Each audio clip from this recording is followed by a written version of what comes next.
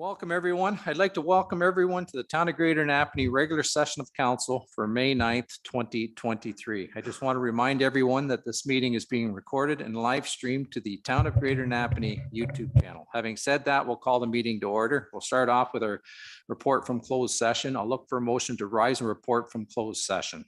Moved by Councillor Martin, seconded by Deputy Mayor Calver. All in favor of that motion? Opposed, motion's carried. I'd like to report that in closed session tonight, council approved the closed session minutes from April 25th and received for information a confidential staff report regarding matter subject to solicitor-client privilege and gave direction to staff. Having said that, we'll look for a motion for the adoption of the agenda as presented. Moved by Councillor Pennell, seconded by Councillor Shank. If there's no further comments, questions, or concerns, all in favor of that motion? Opposed, motion's carried. Is there any disclosure of pecuniary interest in the general nature thereof? Seeing none. Presentations. Up first, we have a staff presentation, E11 ticketing system. And it looks like Diana Tyner will be providing an overview of the new customer support ticketing program and responding to questions.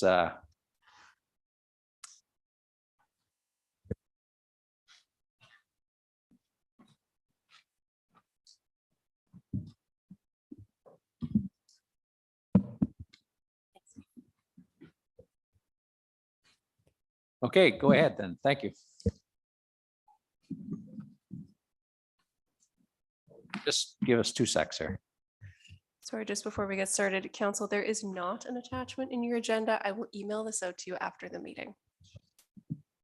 Great. Thank you, Madam Clerk. Go ahead now. Perfect. I just need to join Zoom here first. Ah, yes, the world of Zoom.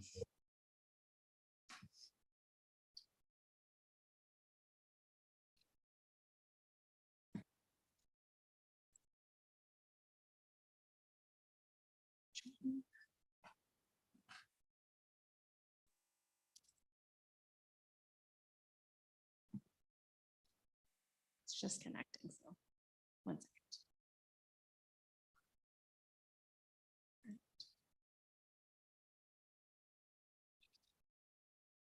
My camera off. Okay. I'm not a Zoom person. Oh.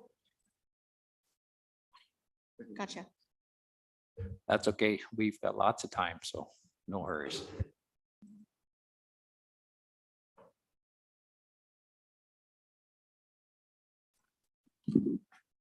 To turn audio.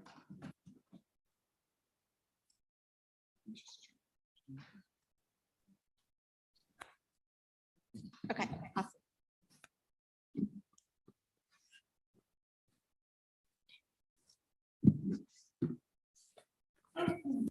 And I'll just get you, I'll remind you that we have to speak into the mic so that folks at home can hear us as well. So thanks. Go ahead. Okay. Tonight we're going to introduce Access E11 to everyone. So if you haven't heard about it before, it's a customer service request system. It's basically a digital platform that allows residents to interact with municipal staff and log various concerns and issues.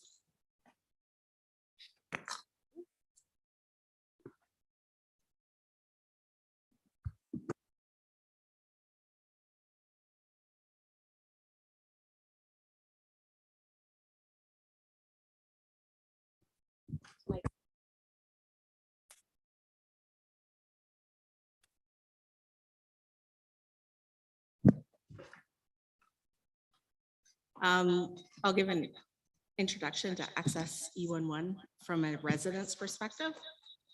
I will also open and create a case as a live exercise. And then I'll do an introduction as from what a staff member would see. Then I will edit, update, and close a case. And finally, we'll talk about dashboards and reporting.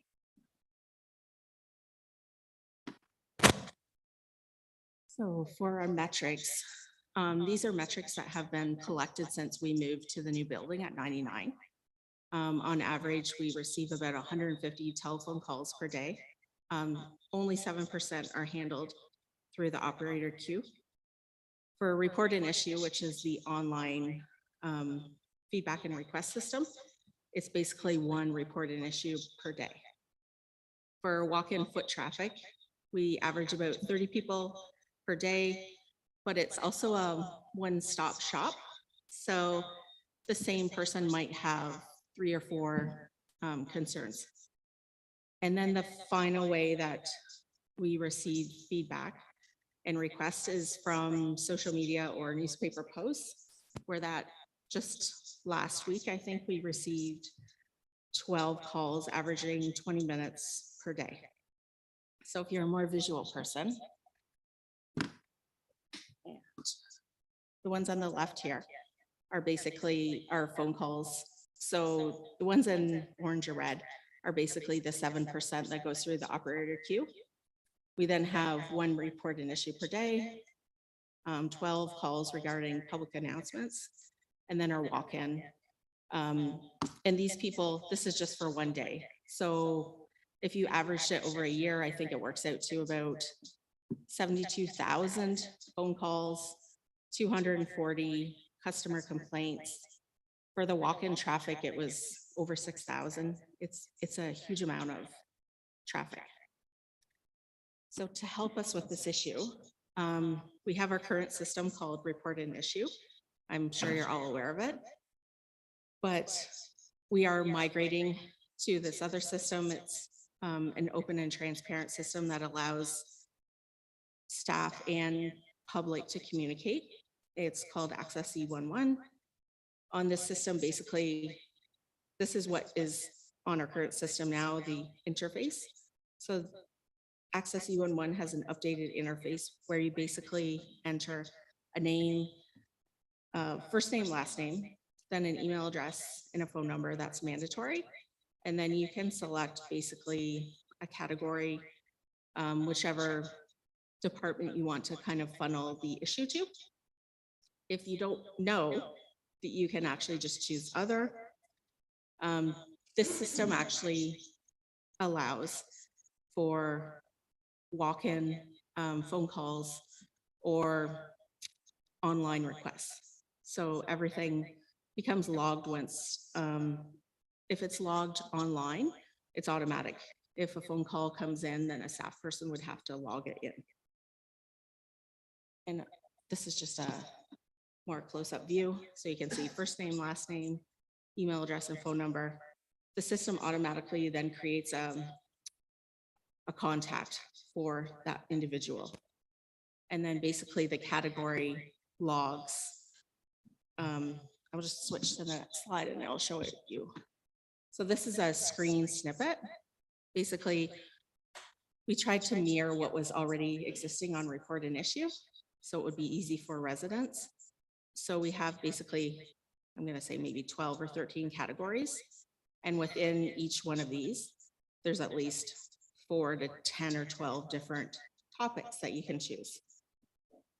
And then to go along with this, there's also case intake templates, which are very specific to, for example, if I chose bylaw, there's a bylaw complaint template. So if you were looking for a billing issue, it would probably go to finance. It would have a billing template. And each, I'm going to switch hats now to a staff person. So this is basically our homepage or hub. It is,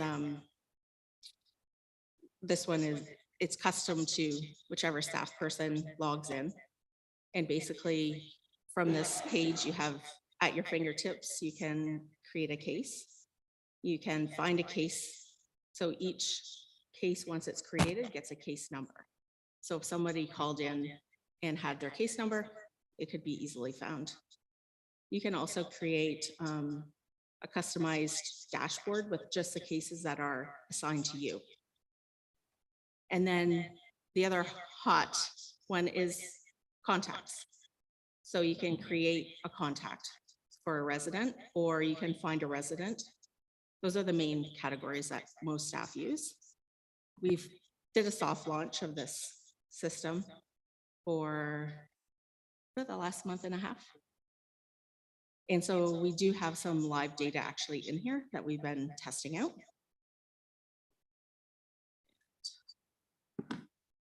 So I think the next step is let's create a case.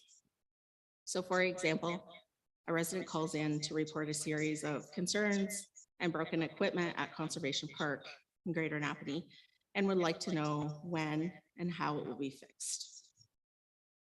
And I just have to.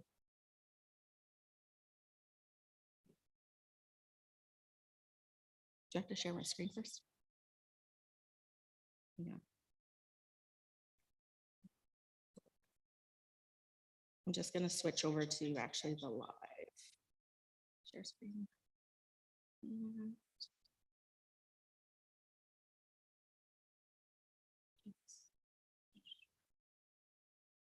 yeah.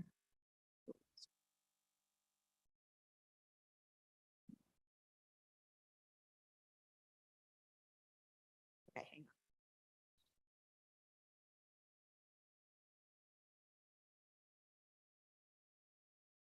Now it is. Sure. Perfect. So each staff person would have a username and password. And like I suggested, when you first log in, this is the hub page. So from here, we just go to create a case. I have made a fictitious resident named Shannon Smith. So at this point, you would click on, you can either create a new contact, basically just enter first name, last name, phone number, email address, and hit save. I've already done that tonight. So we're just going to search for one. So I'm going to type in.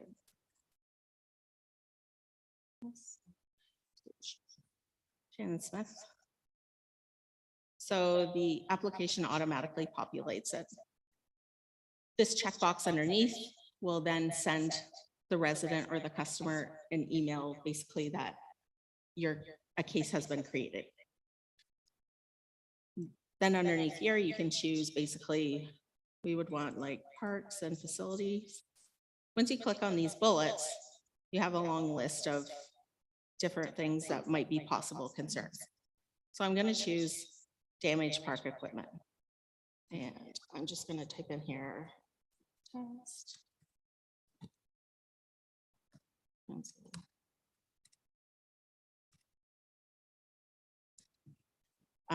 So a test for council, no need to respond. You can also type in a description like a excessive park damage. And then at this point, the status is a new or open case.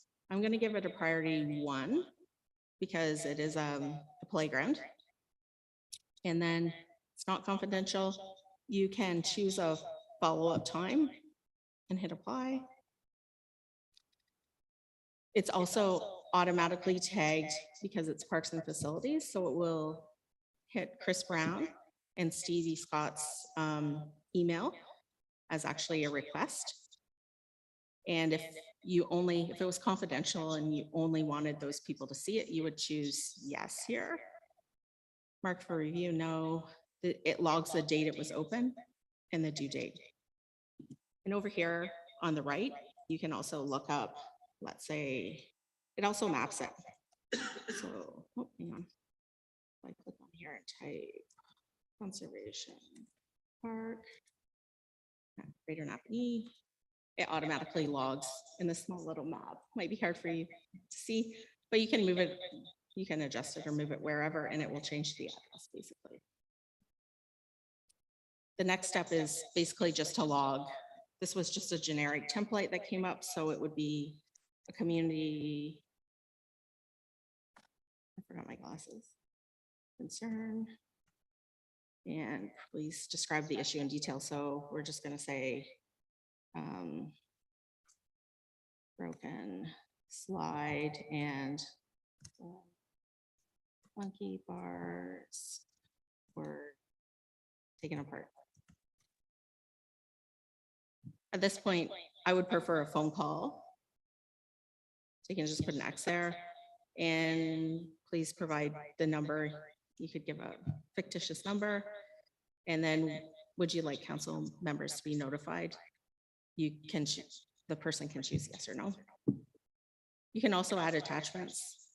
So if I wanted to add a playground photo, it basically tells you when it was successfully uploaded.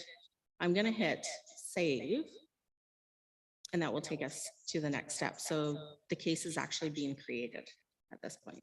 And then I'm gonna need to merge back to the regular presentation.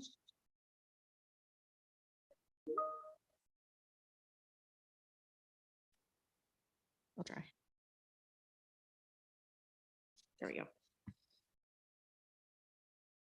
And I think we can skip down.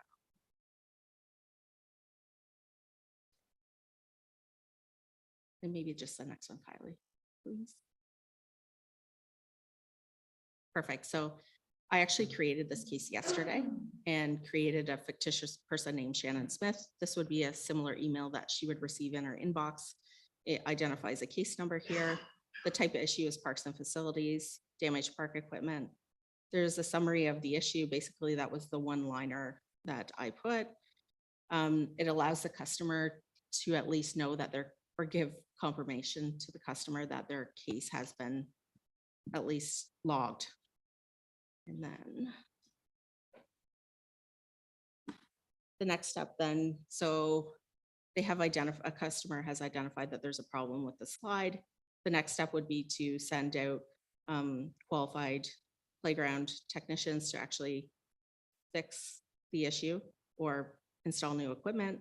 And then we will go over closing a case. So I'm gonna sneak back to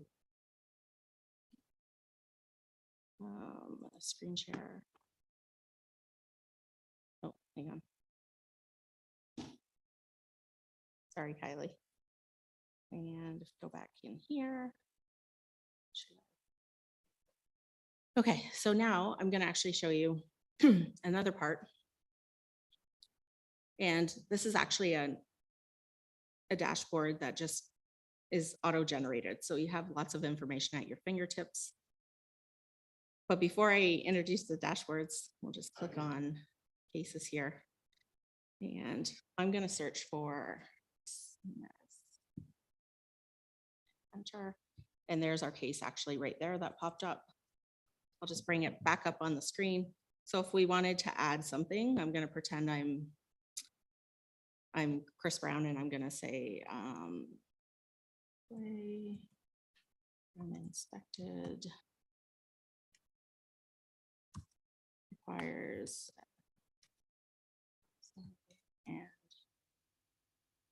parts for new monkey bars. And I'm gonna say they were ordered and reference, I'm just gonna make up a number. At that point, you can hit save, and it will actually add that as a note in the case. So if you go into the case history, you can see, oh, a note was actually added. So the case was created on this day. I think you can also see who it was created by. So all of them have been created by me, but if it was another staff person, their name would show up. And at the same time, if he knows, you can also choose, like if you're waiting on a citizen feedback or a customer, you can just choose it to waiting for citizen feedback. I'm just going to pretend that we're closing the case here. And then you'll see this little blue button that also popped up. So send contact, email, and close. So the customer will also get an email that the case has been closed. And then just before we go back to the presentation, I did want to mention about the dashboard here. So for managers and lead hands, they will have access basically to view all cases. You can change these. So if you just want to know which cases are open, we've got 35 open cases, closed cases, 94. How many new ones this month? It's dynamic, so it changes based on what your choices. And gotta see, at the same time, it also automatically maps basically the cases. So you can, this is a heat map here. I can just move the screen over. You can also do a pin map. So basically each of, we selected only one, so there's just one. That was our damaged park equipment. But if I had listed all of them, all of the cases would come up. The other interesting thing that you can do is you can filter. So if you wanted to know, for example, how many, I'm just gonna say, let's just choose garbage and recycling. If you wanted to filter all the garbage and recycling cases, there's 6. There's 4 new this month. So that would be either for missed garbage or a missed recycling day. You can also filter for many others. So I'm going to switch back to the presentation.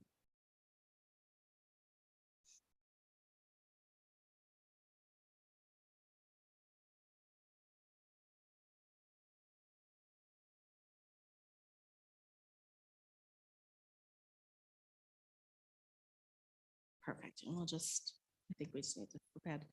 So this one was just a placeholder. So once the case has been, we did the walkthrough of the playground. Once it's been closed, the customer again will receive an email enclosure citing their case number, saying Parks and Facilities has closed it. If you have any questions, you can follow up with us as an email confirmation. And the next section is dashboards and reporting. So you've seen a snippet or a snapshot of the dashboard, but in addition to that, you can also auto-generate reports. So you can generate monthly reports, annual case reports, or service target report. This is an example of last month, basically. The number of issues that we had for bylaw, cemeteries, garbage and recycling, parks and facilities, public works, and water and sewer. It also tells the total number of cases, the close rate. So it also logs how long it takes to close, how long the case stays open, how long it takes to close it, and then gives a target achievement. If for example, you wanted a specific customer service standard, then you could aim for a specific number, for example. And in terms of the dashboard, this again is just a snippet. It can show you the number of open cases, who owns the open cases, and the cases by category. It's a pie chart of how many different ones. You can tweak these dashboards as staff can tweak them as well. And then I think we talked about the heat map and the pin map. The heat map is really handy if you had like an emergency or something like a road closure or anything like that. It would be a quick glance that you could see, wow, there's a lot of calls coming in at this one place. And the pin map, then you can choose them specifically and see what they are. And that's about all I have, but I'm open to questions. And we would like if you have any feedback or concerns. Yep. Thanks, Diana. And No I problem. think we have a very eager counselor, Counselor Hicks. Go Okay. ahead.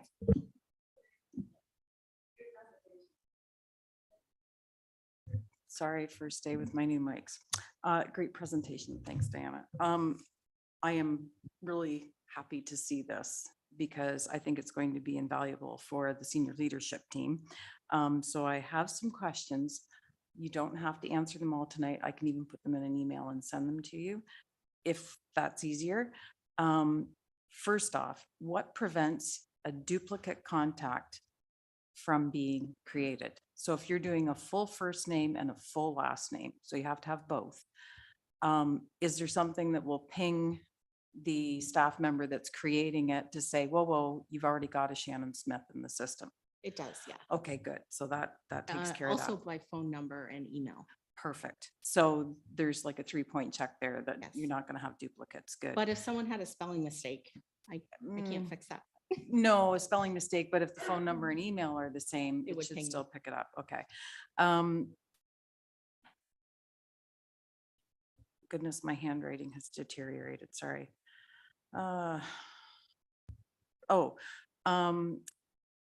The costs that are associated to specific tickets, so I'll call it the ticketing system.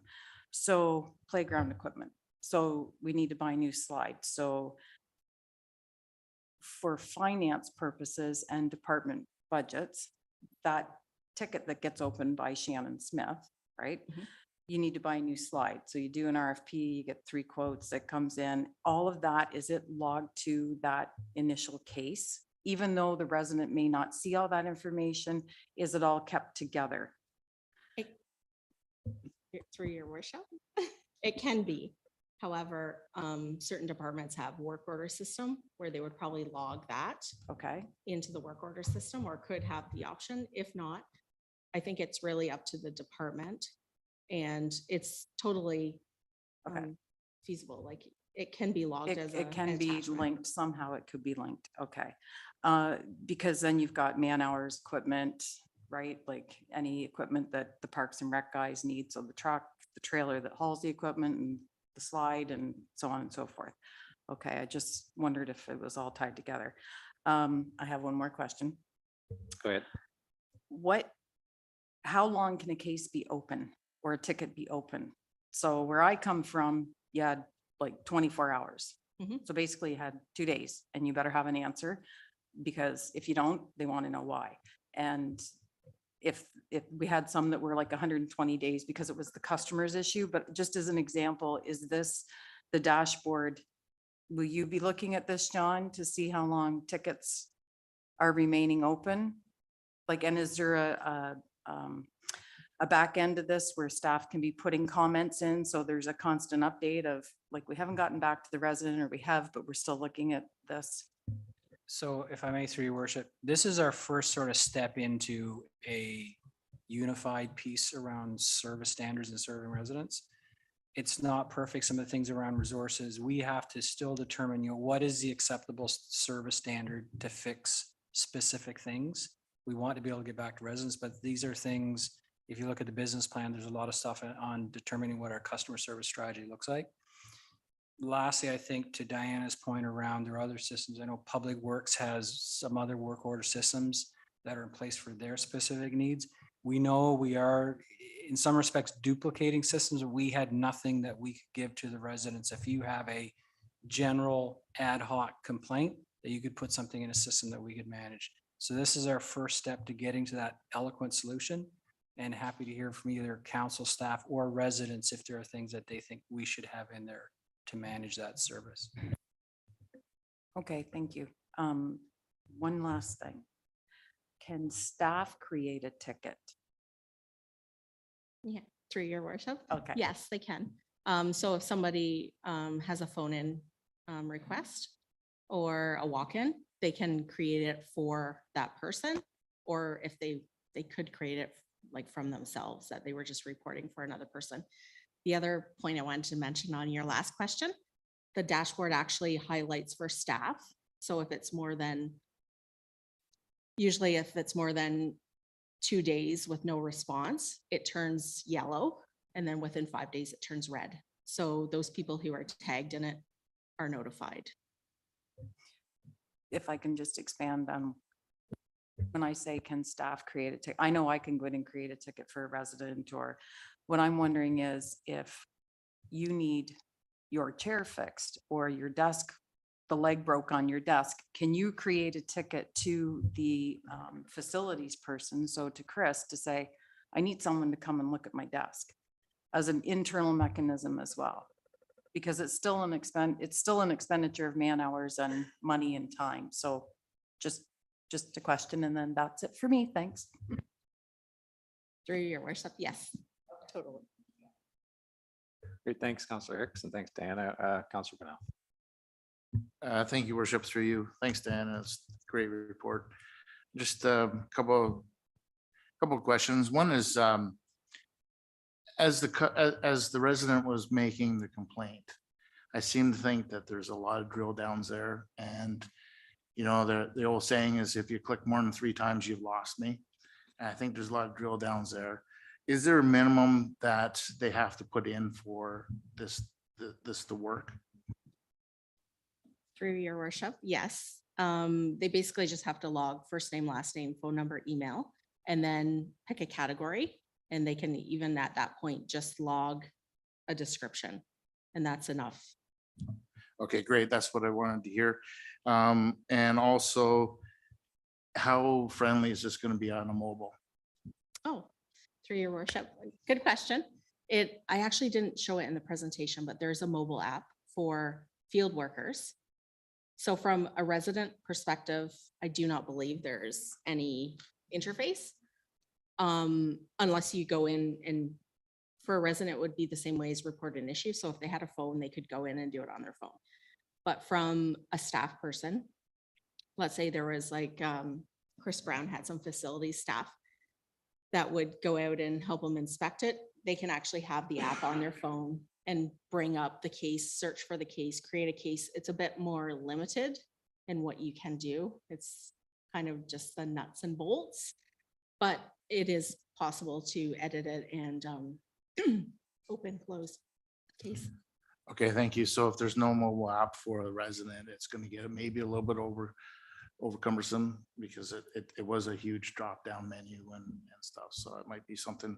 And the last one, Mr. Mayor, is that with the dashboards and the pie charts and stuff that we've seen, is this something that will be brought back to us, the council, in a staff report on a monthly basis for the amount of complaints and how many have been closed off?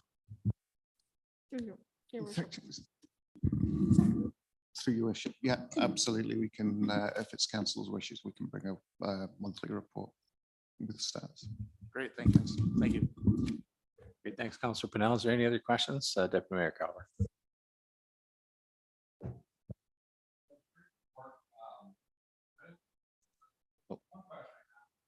Just gotta get you push the button, Brian. Sorry. You got all of it. Sorry about that. Okay, great report, but one question I have, the current system we have, the report an issue, how long have we had that system? Through your worship, I think it's been about 5 or 6 years possibly now. Okay, so this new system's similar. So how is that going to cut down on the amount of phone calls we're going to get? Because if we've had a system like this now for 5 or 6 years, how is this new system going to cut that back? Through your worship, the existing system, or the original system, was a web form. So we're looking at efficiencies across the board. Yes, if we can cut down the number of phone calls, tremendous. And if that means, as Councillor Pennell pointed out, possibly there's too much information on that form, it needs streamlined, we can look at that and we'll take feedback accordingly to make that process as smooth and efficient as we can for the citizens. But what we're looking at with this system is the built-in workflows, the feedback that the citizens aren't getting today, that they're having to chase up, whether a case has been dealt with, what the status of it is.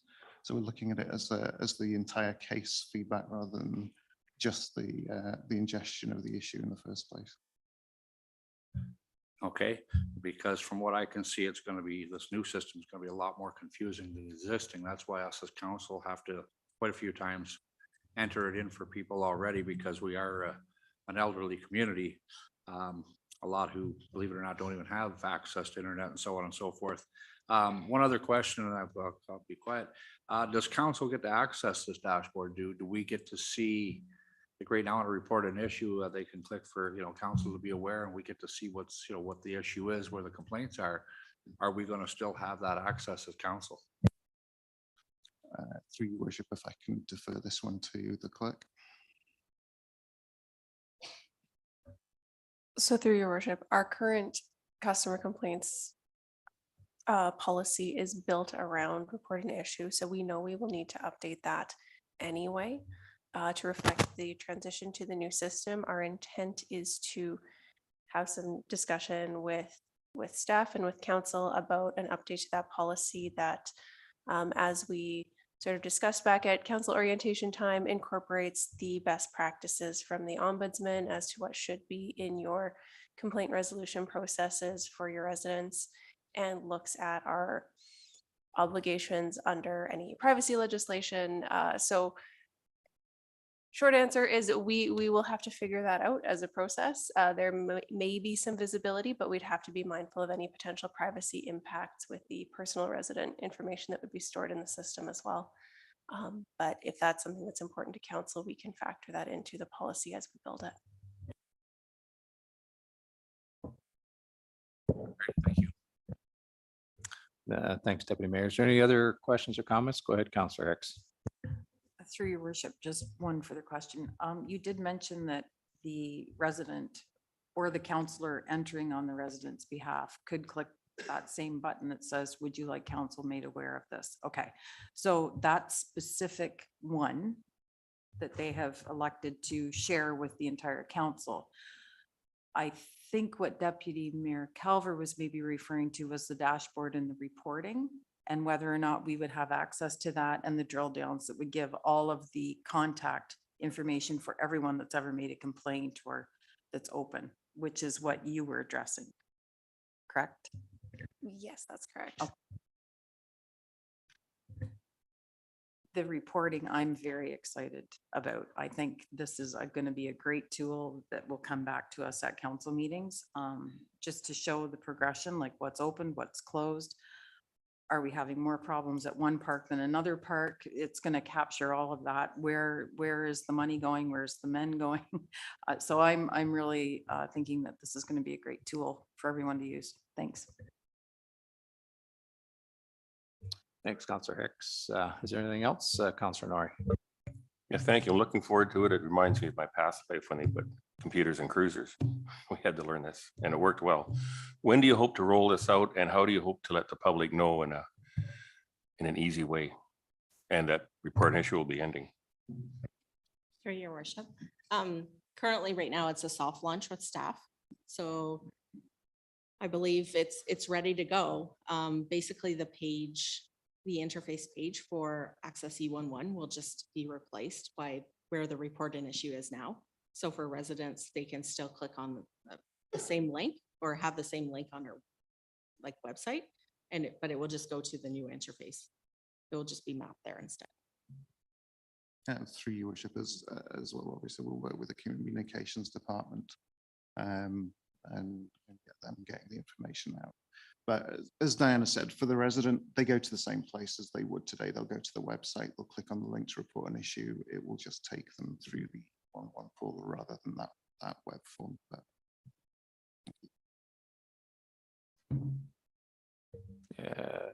Thanks. That's it. Councillor Nori. You're good? Sorry. Yeah.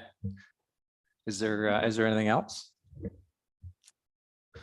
Go ahead, Councillor Martin. I just want to make sure this system isn't going to be like a direction if somebody phones into 99 Advance and wants to speak to somebody, they're still going to be directed to somebody as opposed to being just directed to this system. Okay. through your worship, yeah, that process won't change.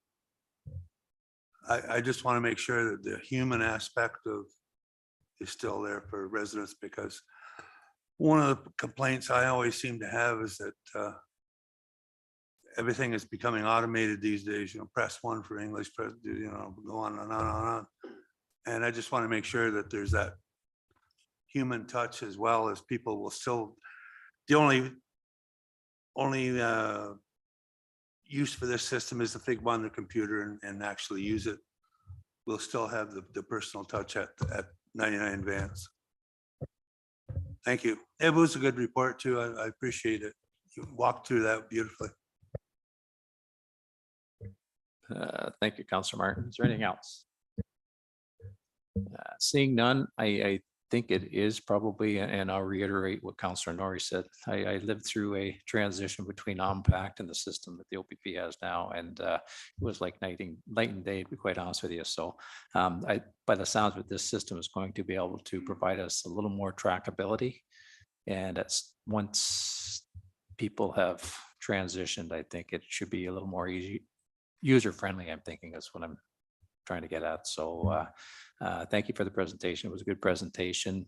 If there's no further direction for council with respect to this report, we'll look for a motion to note and receive. Moved by Counselor Nori, seconded by Deputy Mayor Calver. If there's no further comments, questions, or concerns, all in favor of the motion? Opposed? Motion is carried. Thanks, Diana. Thanks. Okay, we'll move on to deputations. First on our list of registered deputations, we have Brenda Radix with respect to the removal of the no parking signs. Come on up, Brenda. Welcome. And as per usually what we do with our registered deputations, you have about 10 minutes, but sometimes I don't count that well. So if you go a little, try and keep it within the 10 minutes, but I'll try not to cut you off either. So go ahead. Thank you. Good evening. My name is Brenda Radix, and I reside at 62D Huffs Lane. First and foremost, I wish to thank council for affording me the opportunity to speak before you. On May 1st, 2023, the residents of the Huffs Lane community authored a letter to council outlining significant safety concerns that we have in relation to council's decision to remove the no parking signs on the east side of Huffs Lane as part of the town's recreation master plan. A copy of that letter is appended to the agenda for this evening's meeting. So as such, it's not necessary for me to revisit the entire content of the letter, but suffice it to say, it's absolutely critical to the safety of the lives of those who reside in the Huffs Lane community that emergency response vehicles have full and unimpeded access to the homes in the area. As such, parking should be prohibited in the winter months until such time as the fire department, in conjunction with infrastructure services, can conduct a thorough safety assessment, because as we all know, in an emergency, seconds can mean the difference between life and death. While all of the residents share the concerns that are outlined in the letter, my family and I have additional concerns that compelled me to appear before you this evening. By way of background, prior to purchasing the property at 62D Huffs Lane, we contacted the town as part of our due diligence and received confirmation that although there was a public boat launch at the bottom of the municipal road, parking was strictly prohibited on both sides of the road and had been for decades. As such, we proceeded with the purchase of the land. Had we been informed that there was a possibility the bylaw could be changed, we would not have purchased the land.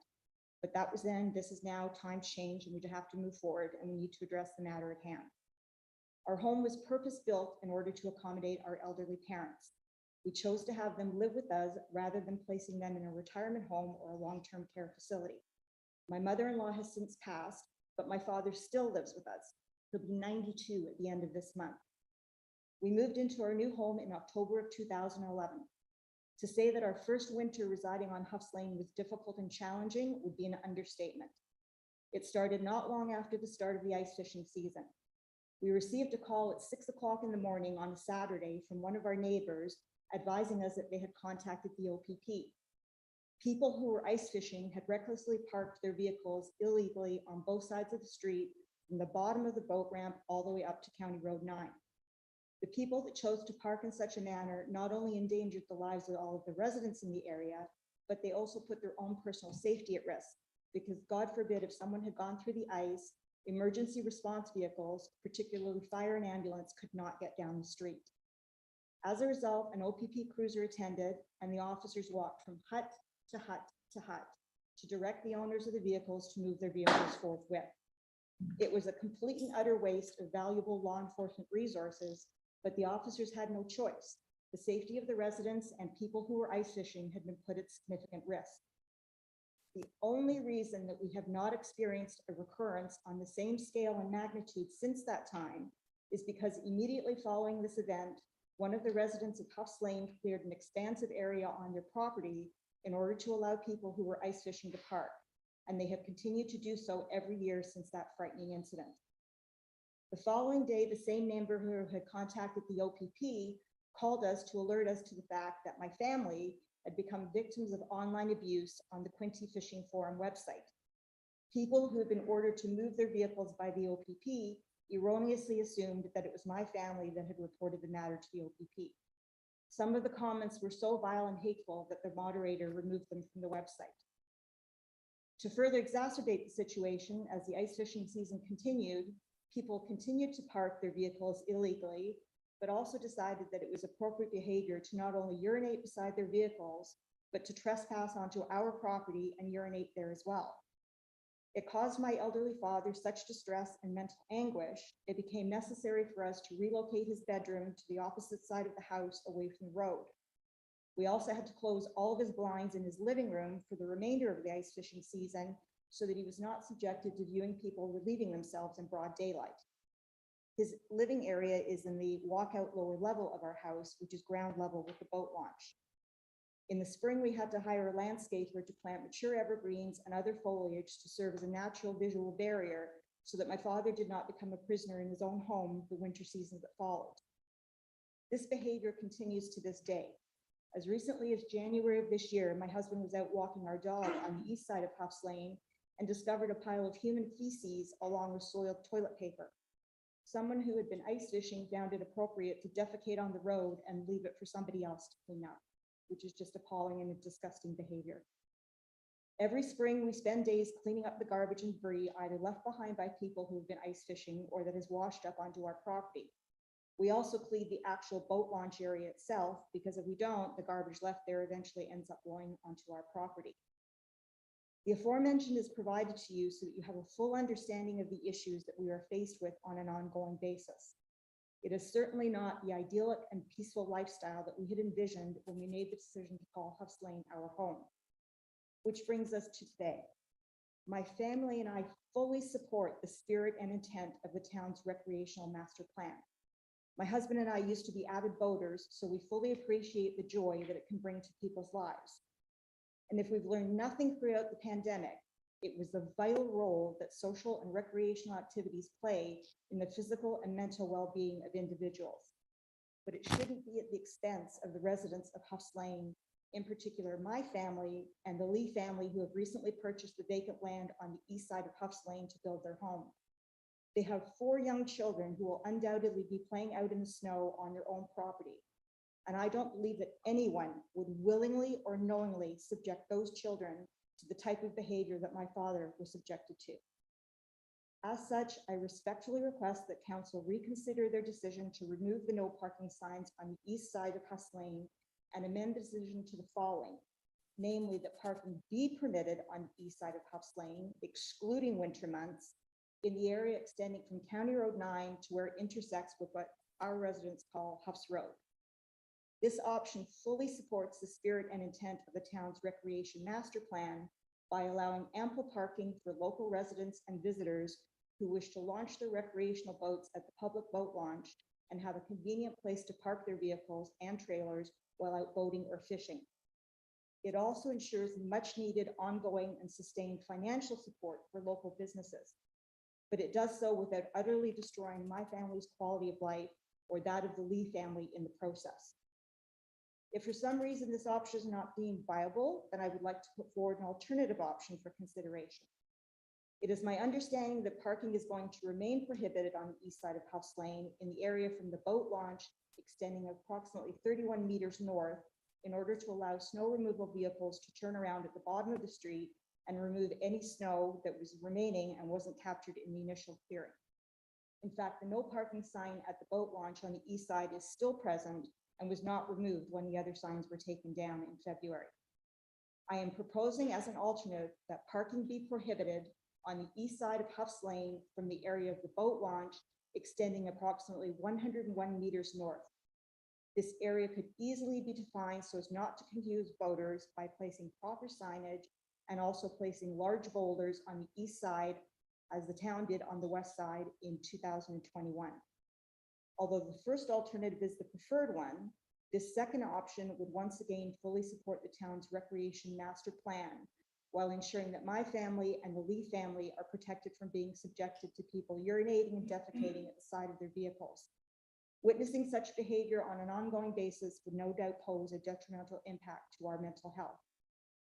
I further request that council undertake to ensure mature evergreens and other foliage are planted this spring along the property line where our house is exposed to the street in an effort to minimize the increased noise pollution that will undoubtedly be experienced, provide us with some semblance of privacy, but more importantly, serve as a natural visual barrier so that we don't have to witness inappropriate behavior on an ongoing basis.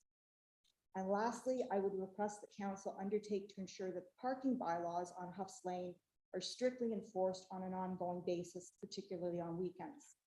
Enforcement has been sporadic at best, non-existent at its worst, but I've been advised that the recent hiring of the new bylaw enforcement officer should address this issue.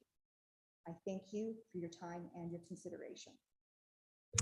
Thanks, Brenda. Just hang tight and we'll see if there's any council members have any questions with respect to your presentation. Okay, thanks. Is there any questions or comments with respect to Brenda's presentation? Councillor Martin. Brenda, I certainly can understand the issues that you're talking about.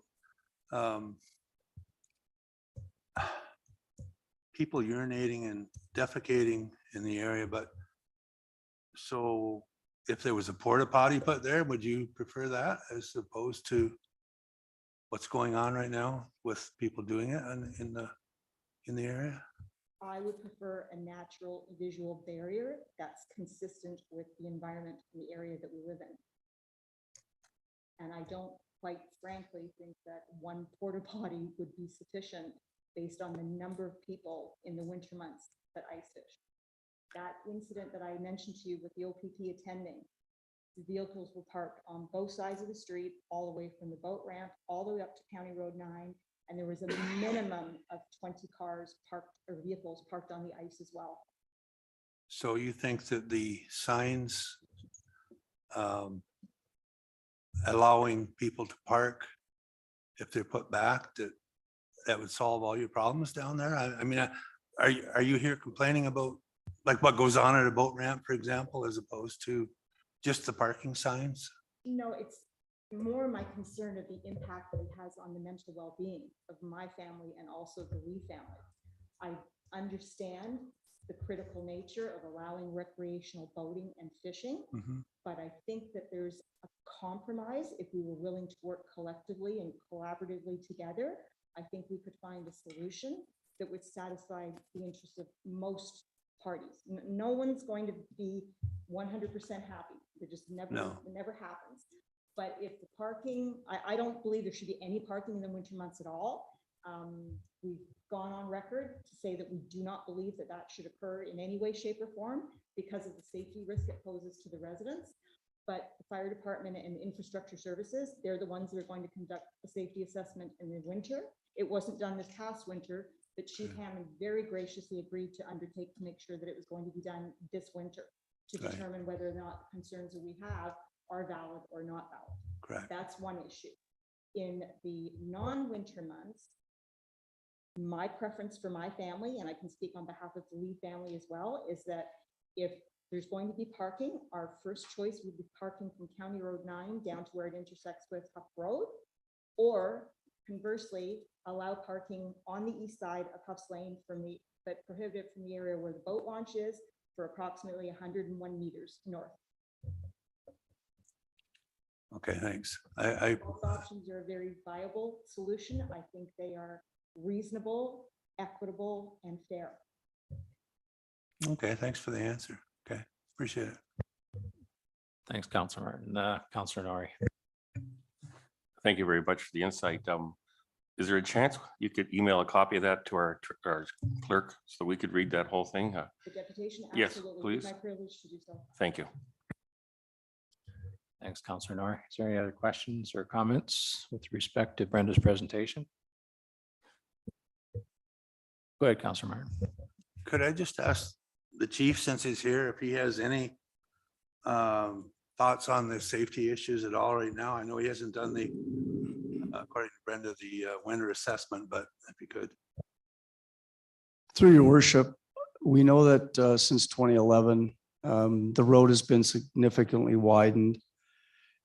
We've done some truck pass trials with cars parked on the side in the last month and a half since we've spoken. We have committed to going out in the winter months because we haven't been able to get down there in the winter months on snowy days. So again, we're committed to going out this winter and verifying if there is a hazard for emergency services response. Thanks, chief. Thanks, Chief, and thanks, Councillor Martin. Is there anything else? Councillor Panel. Thank you, worship, through you. Just listening to this, thank you for coming and talking to us, but can we just order a porta potty for the time being anyway? One is better than none. The fishing season just started, so I'm sure that, and especially if something does happen in the future that we're going from Huffs Road to County Road 9, that's quite a walk to go and get to your car. So if we could just order one now and get it down there, I would really appreciate that. Thanks, Councilor Pennell. Normally in these situations, we try not to get into too much decision-making with respect to our deputation. So what I was going to suggest is that maybe a staff report be produced in the not too distant future with respect to this, before we make any commitment to anything that we're going to do. But that's just my suggestion. I'll leave that up to council. Go ahead, Councilor Shank. I'll just explain, bond subdivision at Sherman's Point years ago, before the houses were built there, and there was just a few houses. There was a ton of fishermen, and we had restricted areas through there where they couldn't get to their own houses. We put no parking on the one side, and when people abused it, we just simply had all the other vehicles towed. All right, put a big sign up, said any vehicles here they'll be towed at their own expense. We did that 2 weekends in a row, and there's nobody parking on that side of the road. So it's just enforcement to make sure it gets done. That's all. Great, thanks, Councilor Shank. It's Councilor Hicks. Through your worship, just to second the request for a staff report, and hi Brenda, and if you could please advise how many vehicles, so boats and trailers in the summer months, could be accommodated in both the option A and B that was presented. I'd be interested to know. Okay. Thanks, Councilor Hicks. Deputy Mayor Galver. Thank you through your worship. This was just walleye weekend. How many boats and trailers were parked down there this past weekend? It was very, very quiet, and I would hazard a guess to say that that's probably because word has not gotten out yet that the no parking signs were removed without virtue of the bylaw being amended. Okay, so when we did have all the parking, no parking down both sides of the road, after the road was widened, you still had problems with people parking. Absolutely. So sign or no sign, the end result is we need bylaw enforcement. The current bylaw enforcement officer can attest to the fact that very recently there was vehicles parked down at the boat launch on both sides, directly under the no parking signs. It's amazing. These people can drive, but they can't read. Thanks, Deputy Mayor. Is there any other comments or questions? Seeing none, and I thank you, Brenda, for coming in and sharing that. If you could forward your deputation to our clerk, that'd be greatly appreciated. And I think at this point, probably what we need to do, or what we should do, is we'll forward this to our staff with respect to a staff report. They can come back. I know that there's some staff here that will be directly involved with respect to this. But I think if we forward it to our staff to evaluate exactly what's going on down there, I think it'd be a great help to us. So thank you very much. And I'll look for a motion to note. Sorry. Go ahead, Mr. Pinson. Your worship, just as a clarifying point with regards to the staff report, I'd be interested to know, I know Councillor Pennell raised the issue of the porta potty, and the resident talked about options. So what is council looking for in terms of this staff report, in terms of recommendations? I would look to see, to evaluate what we've heard from Ms. Radix tonight, and do somewhat, and I'm sorry, I apologize for using my previous terms, but do some type of an investigation with respect to what may be required and what may not be required with respect to this area down there. So I'd kind of like to have a fulsome informational report with respect to the situation at on Huffs Lane. And I think we're near that by the sounds of what the fire chief has said. And I think it'd be important maybe that we take the information, because a lot of this information that we've heard from Ms. Radix tonight hasn't been identified, or at least not to me anyways. Maybe it's been identified to someone else, but not to me anyway. So I'd like to see a fulsome staff report with respect to the situation down there and be brought back to council before we make any decisions.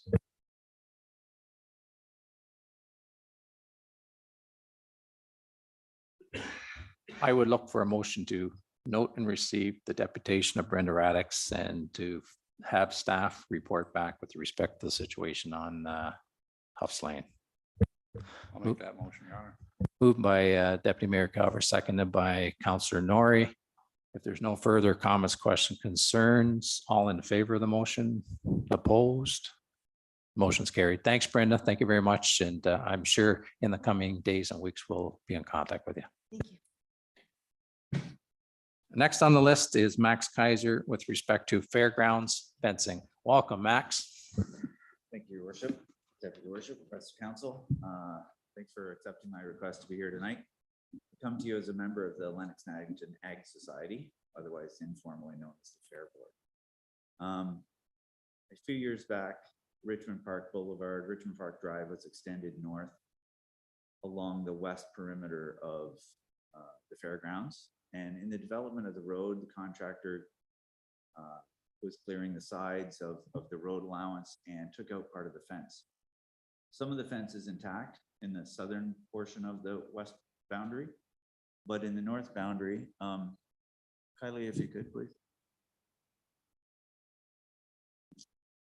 I'll thank Michael Nobes and Kylie Huffman for helping with some pictures and some maps here that we're going to put up.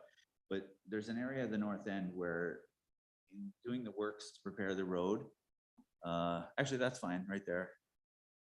A portion of the fence that was a page wire fence at the time, otherwise known as a typical farm fence, was removed and it was never returned.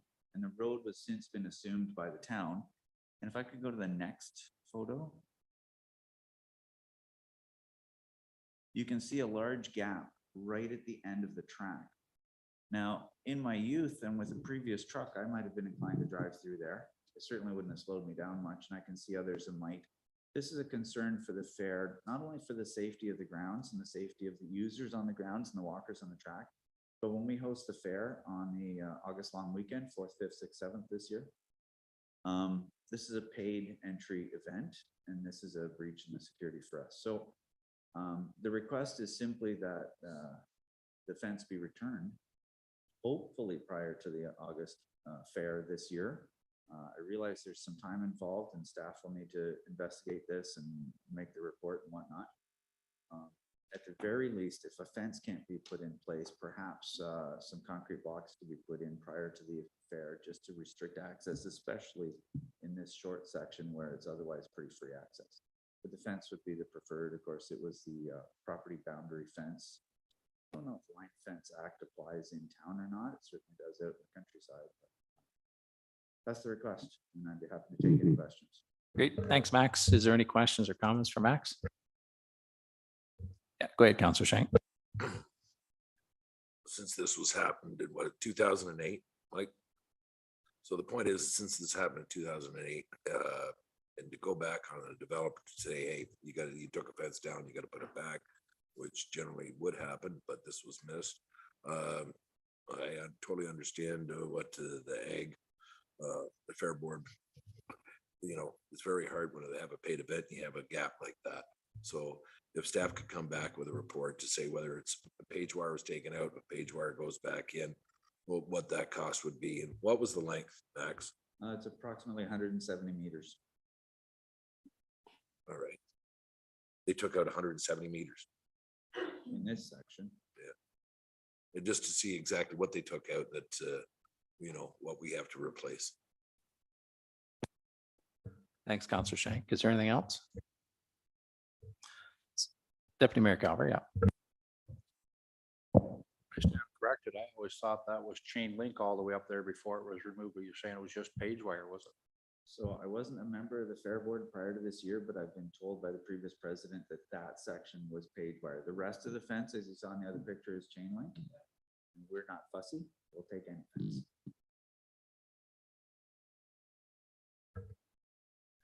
Thanks, Deputy Mayor. Yeah, I think Councillor Shank is right. And I know that staff, I'm sorry, I should ask, is there anything else? No, seeing nothing, I think staff has already started to sort of look at this and work on this. I mean, obviously, there's probably a number of different options that we can look at, and I think it's important the staff probably look into it and reevaluate it and see where we're going with it, where we can go, where we can't go with it. So I think that's a good suggestion by both Max and Mike, that we'll push this back to staff, that they can look at it and come back to us with what options are available to us, the costs and that sort of thing. So I appreciate it. Go ahead, Mike. Max, since fence was taken down in 2008, what have they been doing in all the other previous years when you've had such a major gap? Remember, and I don't know the answer to that question. From the discussion a couple months ago, it's been an ongoing concern, but I think just with turnover of leadership and members, it's waxed and waned in its priority. Yeah, and I think we can figure that out once we look into it, because the other issue may or may not be is it something that needs to be a full-time dedicated fence, or is it something that could be looked at as a temporary thing with respect to the fair or any kind of a special event that may require a fee to get into, I guess so. But I think staff has got it well in hand, and I think they'll come back with some definite possible solutions for it. So go ahead, Councillor Shank. Since it's a joint fence, Max, is there any way of getting some help installing the fence back? I wasn't given the authority to comment on that one.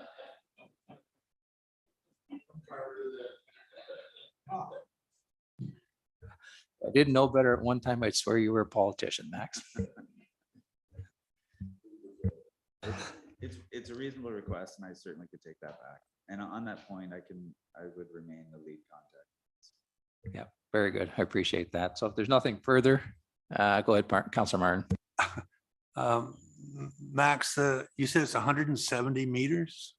Yeah, that was a quick measurement I took with the GPS. That's that space that you're talking about right there. If you to just do it temporarily, is that 170 meters or shorter? That, what you can see there, that gap is probably about 8 to 10 meters. Just it's not a very wide gap in the trees, roughage, whatever. But from the chain link fence to the corner of the property at the edge of the old rail bed walking trail, it's closer to 170 meters. But if a temporary measure was put there, it would be a shorter gap that you need filled in. But Exactly. your request isn't unreasonable at all. But I am surprised, though, it's been 15 years since it was taken down, and somebody hasn't requested it sooner. Yeah. Yeah. Yeah. Okay. Thanks, Max. Is there anything else? Perfect. Thanks. Thank you, Max. And we'll look for a motion to note and receive and to refer the comments to staff for follow-up, if someone wants to make that motion. Moved by Councillor Shank, seconded by Councillor Hicks. If there's no further comments, questions, or concerns, all in favor of that motion? Opposed? Motion's carried. Thanks again, Max. Thank you very much. Have a good night. 6.3, Hubert Hogle Tree Planting Policy.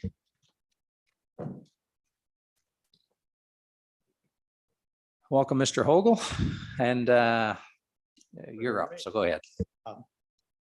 I want to say a few words about trees and tree planting policy and the benefits that can be obtained from having trees. I think everybody's aware of that we've lost some of our tree cover, and it'd be nice to restore it.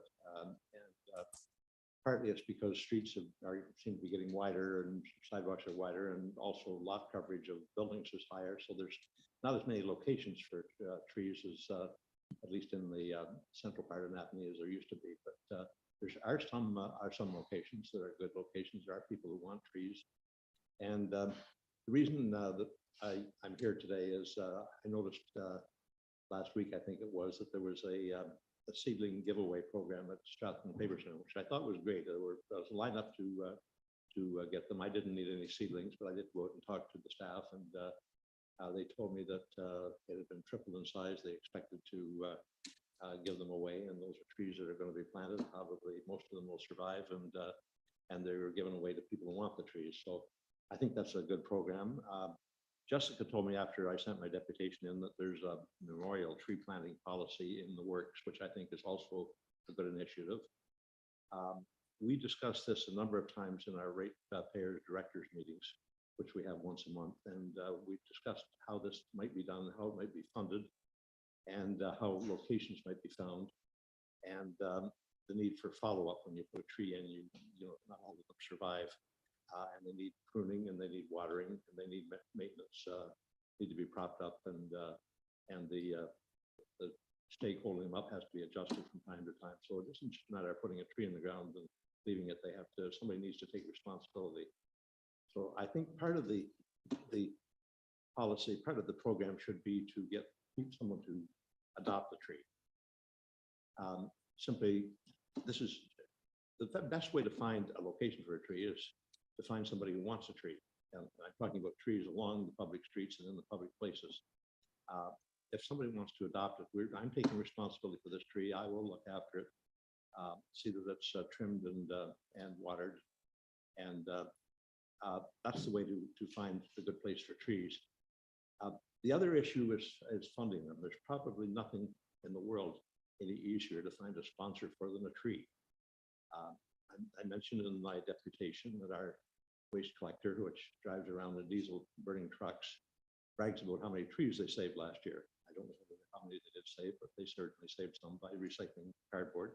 And it should be possible to find not just businesses, but individuals, families that would want to pay $100 and sponsor a tree and get a little plaque on the stake saying this tree is sponsored by the Smith family or by Joe's Barbershop or whatever.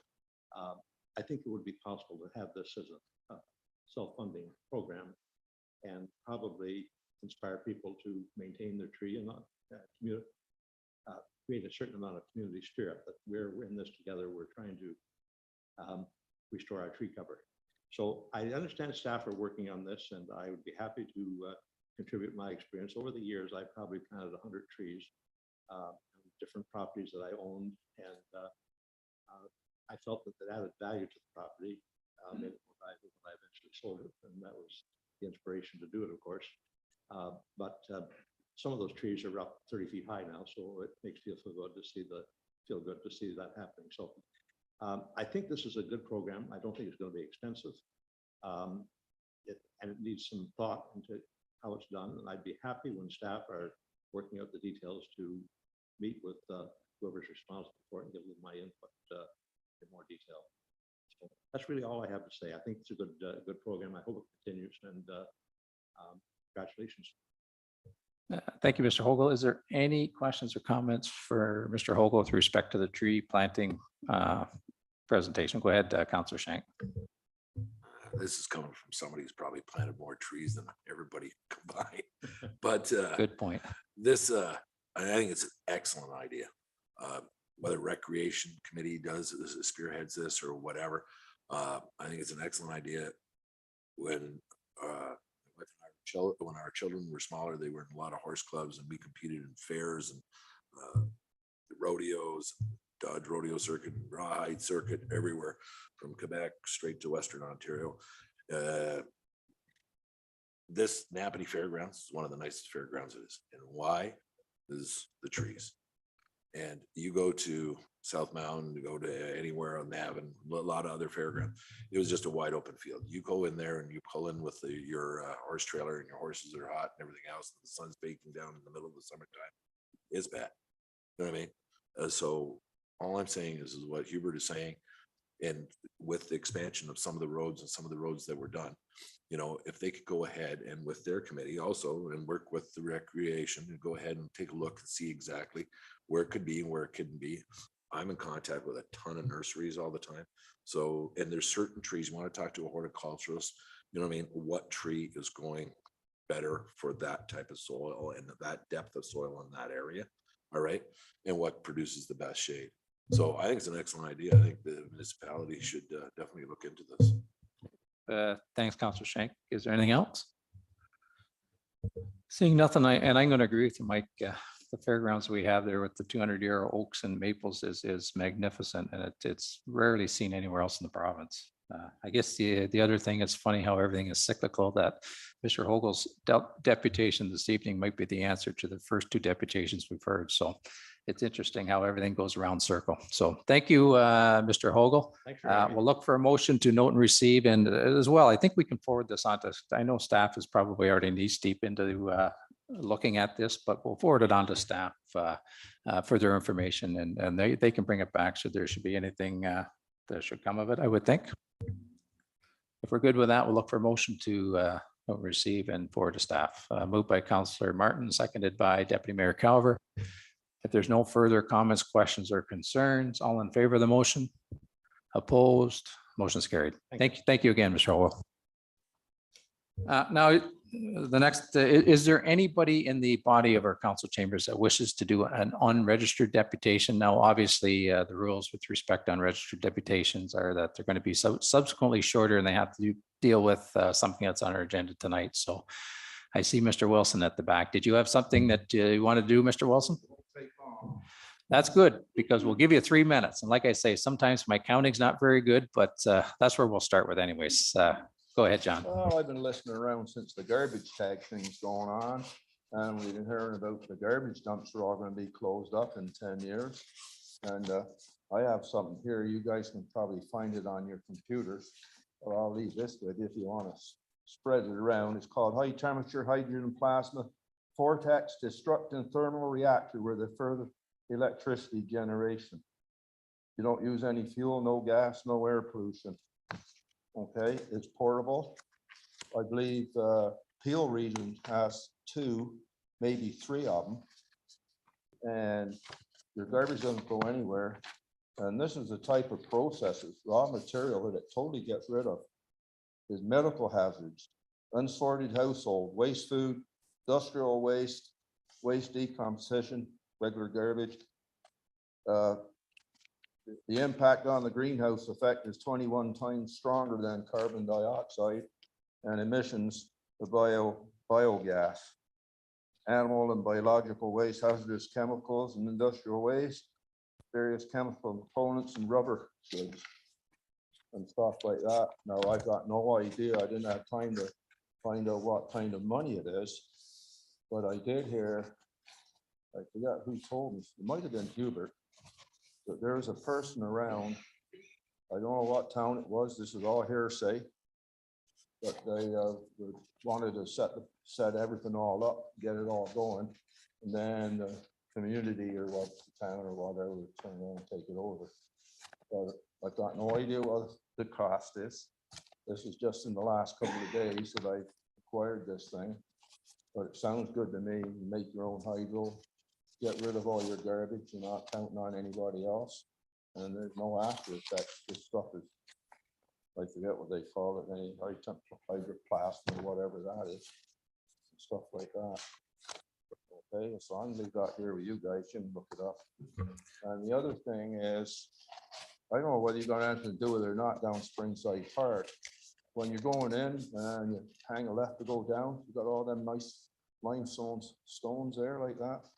Well, some of them are gradually coming out and out, and that whole bank is starting to settle down right there. And I heard a few people talk about it. I noticed, never thought much about it, didn't think it was going anywhere, but maybe it can. I don't know.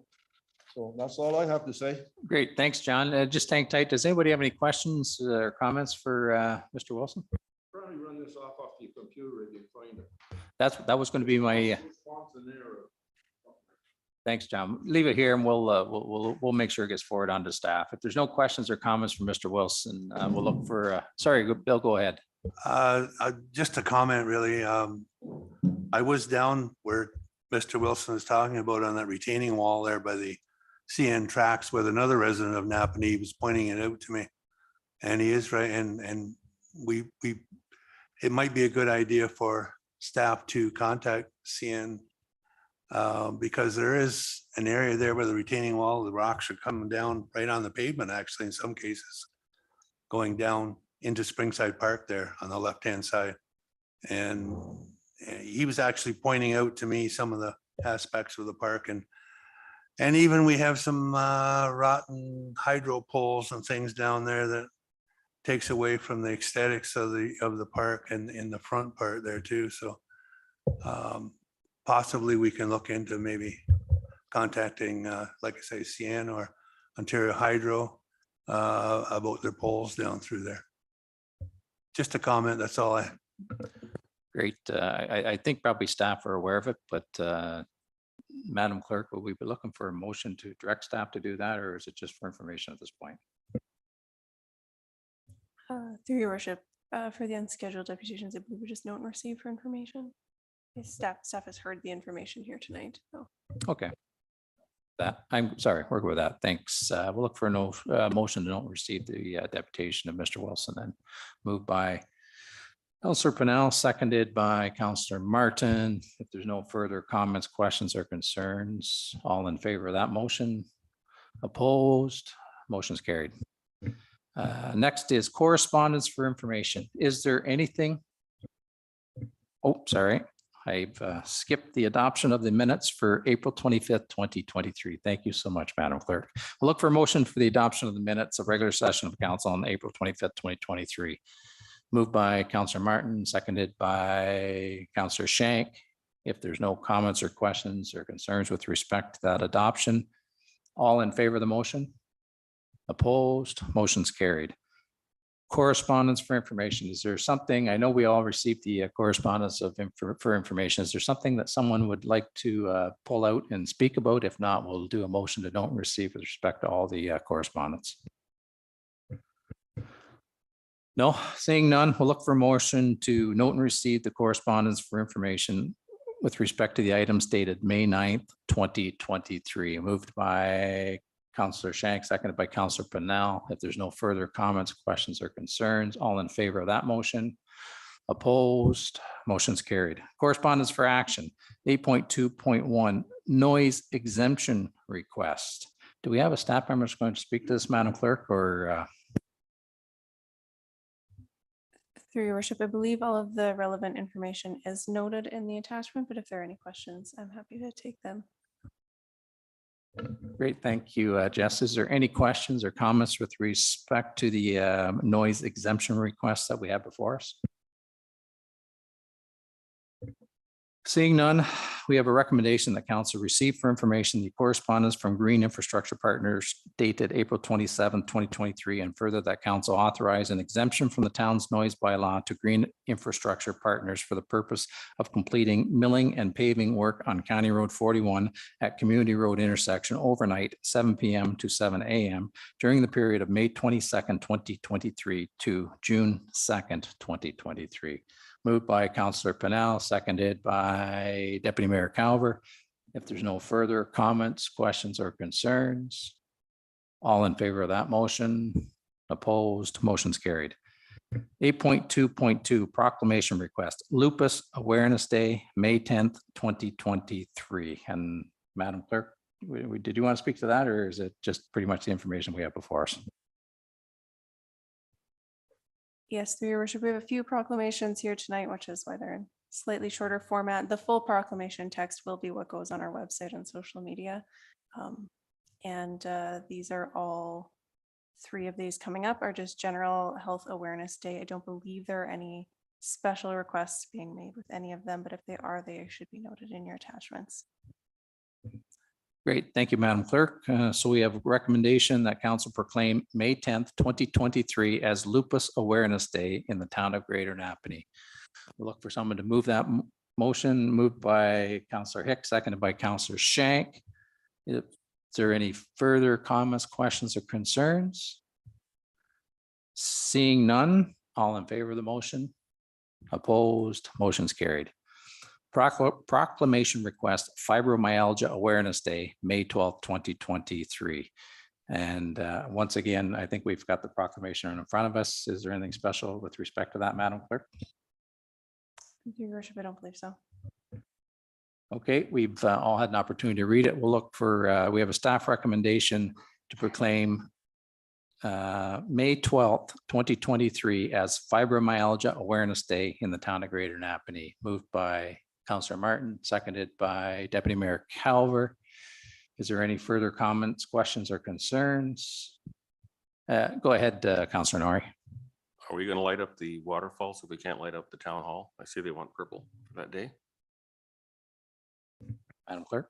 So through your worship, I don't believe we have purple lights as an option. So what we tell for the lights, we offer the colors we do have. If that doesn't work for them, certainly if a group were to come forward and say, we'd love to buy you lights, we would entertain that, but that has not happened. Thank you. Thanks, Councillor Nori. Is there anything else? Seeing nothing, do we have a motion on the floor? So we just need to call the vote. All in favor of the motion? Opposed? Motion's carried. Proclamation request, World Blood Donor Day, June 14th, 2023, the National Blood Donor Week, June 11th through June 17th, 2023. And again, Madam Clerk, is there anything further to add to that than the information that we have before us? Through your worship, no, I believe there is a request in there for the mayor to share this on his mayor social media, but since that doesn't exist, I don't think we're going to be doing that. Thank you, Madam Clerk. And yes, that pretty much says why we're here tonight. In any event, we have a recommendation that council proclaim June 11th to 17th, 2023 as the National Blood Donor Week and June 14th as the World Blood Donor Day in the town of Greater Napanee. Moved by Councillor Pennell, seconded by Councillor Hicks. If there is no further comments, questions, or concerns, all in favor of that motion? Opposed? Motion's carried. 8.2.5, update to April 25th letter from Greater Napanee Pride. And I know that we do have a representative here tonight. Should we have Chris here, should there be any comments or questions or concerns? I think what we were looking for, Madam Clerk, was an update to the information that we have received previously. Yes, so through your worship, at the last meeting, council did approve the requests to refresh these visual installations from last year, just subject to getting more details from Greater Napanee Pride as soon as possible. So that is what this letter here is doing. Thank you, Madam Clerk. Do we have any comments, questions, or concerns? Councillor Pennell. Thank you through you, Mr. Mayor. There still seems to be some kind of concerns with where the flags are going to be risen rows, you know what I mean, put up. So I just want some clarification on this, please. Great, thanks, Councillor Pennell.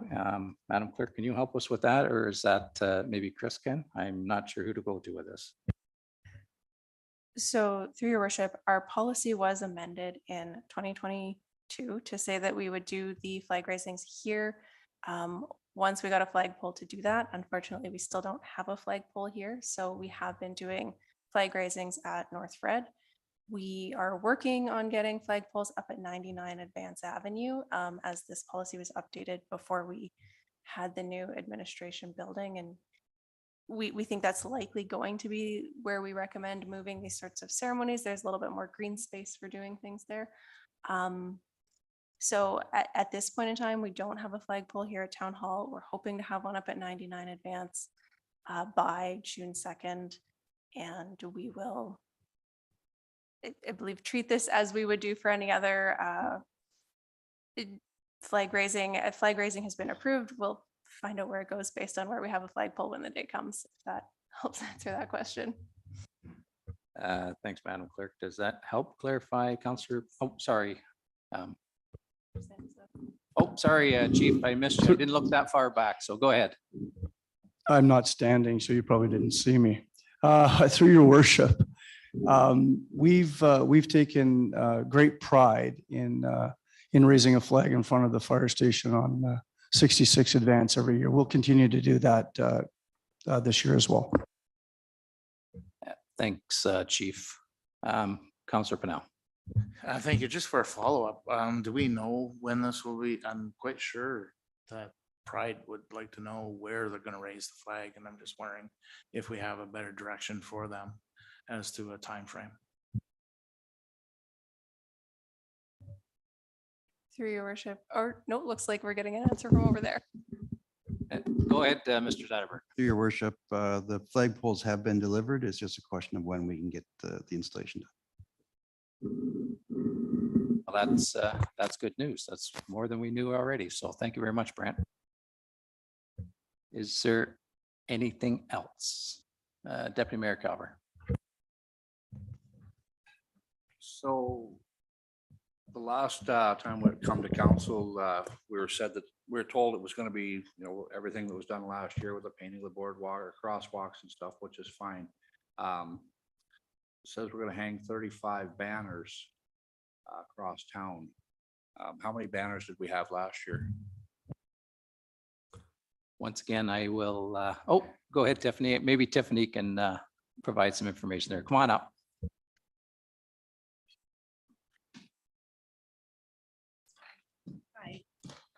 Hi. So sorry, we had 15 banners last year. Some of them were damaged. So we did, I'm not 100% sure how many have been damaged. So how many we need to replace. And then we do have a few extras because we did have some flagpoles that didn't have a banner on. This is up to the town's discretion. Yep, great. Thanks, Tiffany. Deputy Mayor Calver. Oh, that's great. No, I was just wondering how many we had, like, are we gonna continue every year to expand and expand and expand, or is this what we're sticking with? I'm just trying to get clarification there. I'm not sure if, well, let's give it a go, Tiffany. We'll see if you can answer that question. I think that's more than enough banners. We have no intention of purchasing any more. I think that sort of covers the loop, Dundas Street and in the park, as well as perhaps some leftover from Market Square. But like I said, we're not sure how many were damaged, but we certainly won't exceed the number that's listed there.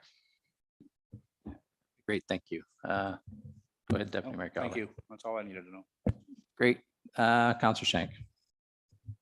This question is for Jessica. Jessica, hanging of 35 banners, does that conflict to our flag procedure bylaw that we already have for flags? Because whether it be a banner or a flag,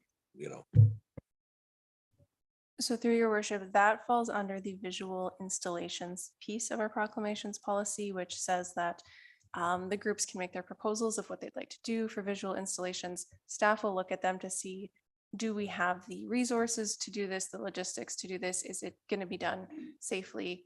I know what I've been told at this point is we have the resources to accommodate this request. If we suddenly had 20 requests coming in and we are being asked to switch these banners out every 2 weeks, we might need to change our approach to this policy. But for now, this is workable and falls within that piece of the proclamations policy about visual installations in the community. Good. Councillor Shank. there's a cost to everything, and I just want to make sure that everybody's treated fairly from one end to the other. There's certain things I agree with what they're proposing, but the hanging of 35 pride banners across the town, there's a cost of putting that up and taking it down. I'm against that. The other things I have no problem doing what they want to do, but the number 4 there, that item there, I'm against. Thanks, Councillor Shank. Is there any other comments or questions? Councillor Hicks. What are the banners hung from the light standards? So the same as what they are in the summer? Okay. Oh, I think we got a question Mike can answer here. Go ahead, Mike. Chris. Or sorry, Chris. It's actually just expansions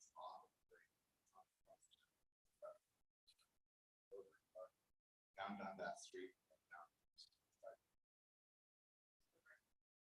Sorry, so does the route follow the boardwalk? Ah, okay, okay. Quick question. Is there anyone from Pride willing to volunteer their time?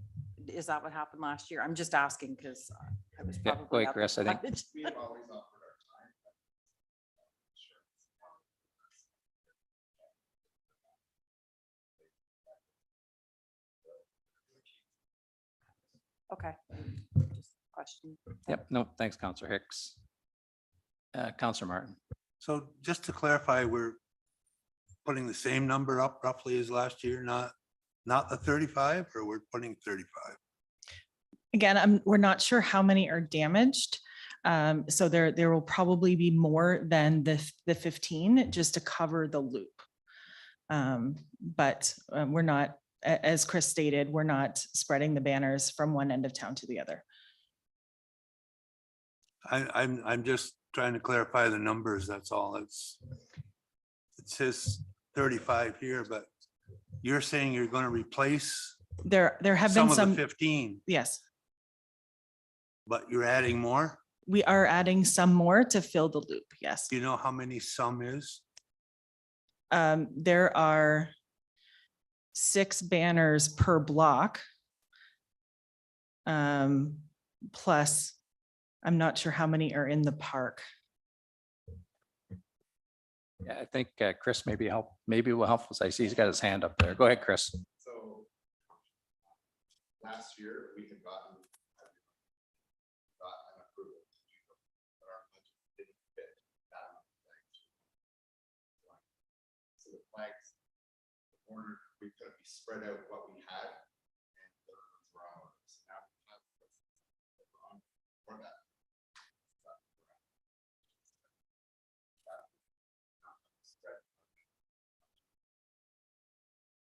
Okay, I think that's helpful. Does that help you, Counselor Martin, or is there something else?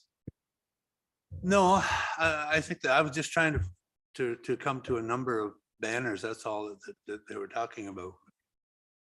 Rather than just, if it was 15 last year, I just want to know how many was this. So you've already got the banners, so you must know the number then.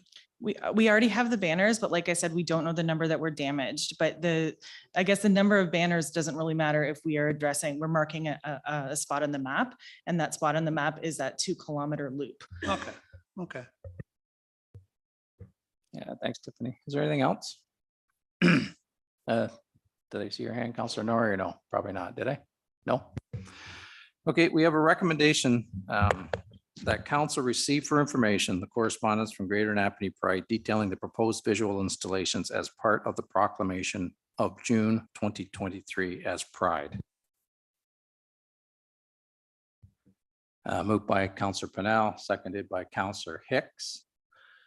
If there's no further comments, questions, or concerns, all in favor of the motion? Opposed? Motion's carried. Thank you. And thanks, folks, for coming to clarify that. So next up is unfinished business. Is there any unfinished business, Madam Clerk? I don't believe there is, but Through your worship, no, there is not. thank you very much. Committee reports, the draft Heritage Committee minutes. Do we have somebody speaking to that, or is it as presented? Through your worship, they are just here for information, but if there are questions, I'm sure Councillor Martin or myself would be able to speak to them. Sorry, could you repeat that, Jessica? I just said if anyone has questions about the heritage meeting, yeah, you would be able to answer their questions. Oh, okay, sure. I'll try with your help. No, thanks, Councilor Martin. Normally what happens is the reports are presented, and then if there's any questions, so usually the chair or the person, the committee or the staff or the council member that sits on it can usually help us out, but it looks fairly straightforward from my reading of it, so. Yeah, I must say, we just toured it yesterday. We had a little mini tour of the train station and Cartwright House. So I just, we're fresh off of that right now. So, but the heritage meeting, the last heritage meeting we had went extremely well, and there's it's a very robust conversations we had there that night, and I thought extremely ambitious. So it's going to be a fun year for that committee, I think. Yeah, and of course, the Heritage Committee is near and dear to my heart because I was on the last term of council. So thank you very much. If there's nothing else, we'll look for a motion to note and receive. I believe, Madam Clerk, the minutes of the draft Heritage Committee minutes of April 27, 2023.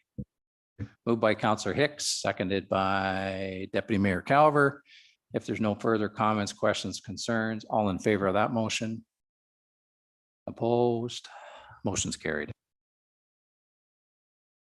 Staff report, CEO staff report 2023 business plan, and I believe that would be you, Mr. Benson.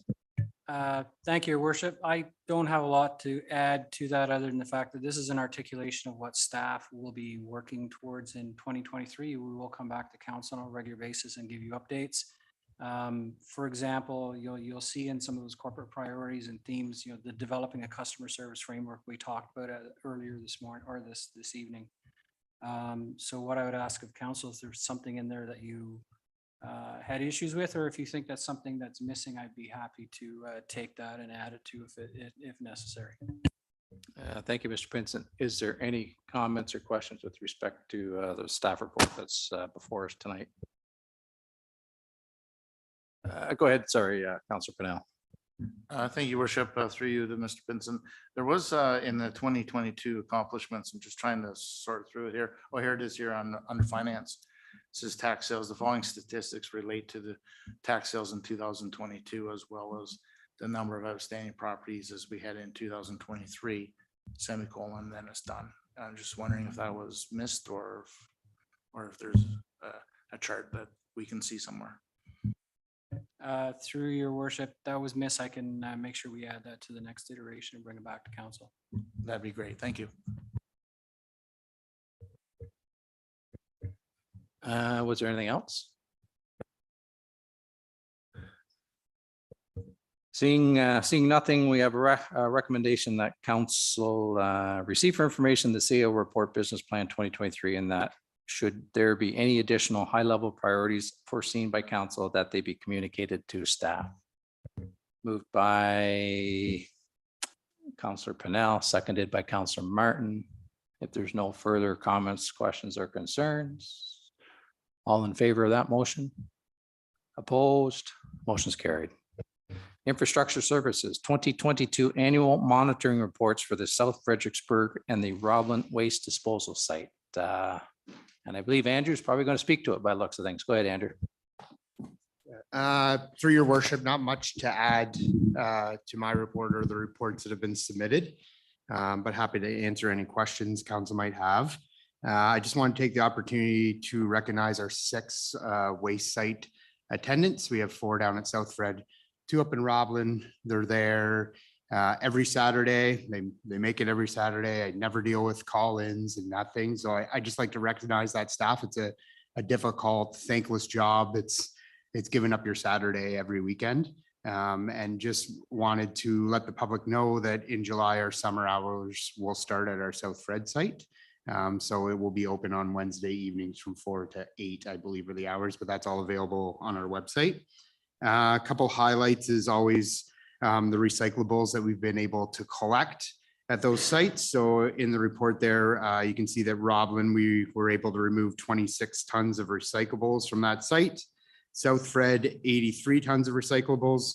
And the one interesting fact I always find in the South Fred waste disposal site report is that we have about 39 years of projected life in that site at our current rate of fill, which is on par with the last few years, because the year previous we were at 40. So we've lost a year in a year. So we're on target. Obviously, we'd like to see that reduce so we could expand the life of that site. But with that being said, I'll take any questions. Yeah, thanks, Andrew. Is there any questions or comments? Go ahead, Councillor Pennell. Through you, thank you, Mr. Worship. Andrew, you know, I frequent the South Fred dump from time to time, and I've always been met with great people, very courteous, and the odd joke and laughter and stuff like that. So it's nice, and I thank them for their job, especially when it's very cold out in the winter. What I'd like to say, you said there's nothing more to report. I'm looking at 466 pages. I think that we've covered everything in that report. But during this report, I did notice that at the South Fred, there were some wells that were dry. Is that normal, or were we able to? I gotta tell you, I didn't read all 466, but almost all of them. Did we get any good readings from those wells that were dry? So that's a seasonal or a yearly issue. It's same at our other landfill sites that we manage and have to sample. So it depends on the year. I would imagine if you went out to that site, given the spring that we've had and the year we're having, those wells might not be dry. And Mac Perry, the consultant, was on site last week to take samples. So I'll find out shortly whether those were dry or not. We do have a few damaged wells as well. You can read in the report. And that I'm working with Mac Perry on addressing those. It's been really difficult getting a well driller that specializes in that type of work, but we're working towards getting those fixed. Great, thank you very much. Thanks, Andrew. Is there anything else?